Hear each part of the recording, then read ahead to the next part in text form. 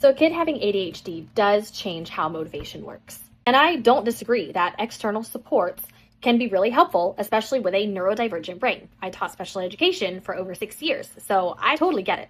Where I make a distinction about bribery and rewards and all that stuff is what role the reward is playing. So sometimes the reward is used like currency, like it's transactional. And I'm unapologetically against transactional parenting because I want relationships rooted in connection and safety, not in a do this because I said so, you get this type, like an exchange. Like, I don't want to do exchange. I do that for work. Like, I give you my work, you give me my pay, we're even. But I'm not doing that with my kid or my students. So when it's used as currency, it's more like a do this and you get something, or do this to earn that. Or if you don't do this, then you'll get that, and vice versa. Like sometimes you can, like the inverse of bribery would be a threat, like a removal or an addition of something.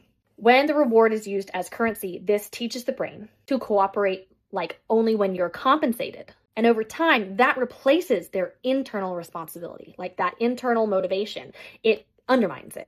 But what it sounds like you're describing, like stickers, trackers, visual feedback, that often like isn't payment or compensation, that is scaffolding. And for a lot of ADHD brains, like the brains just don't know what to do. Like initiating is hard, executive functioning is hard. Like the brain is like doing 14 different things, and we need an organizational system.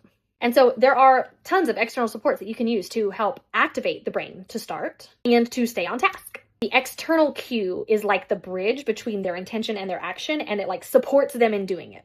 So the goal is not to remove supports, and definitely having come from education, supports and accommodations, our kids deserve those. It's making sure that when we have those in place, that it is helping them to access the task in a way that their brain can read, not negotiating whether the task should be done or that it matters. So in other words, a reward used as currency creates dependency, whereas a support used as scaffolding builds their capacity. So we probably agree more than we disagree. I am specifically talking about transactional motivation replacing relationship and responsibility. I'm definitely not arguing not to use tools to help a brain access the skills and increase the learning in the first place.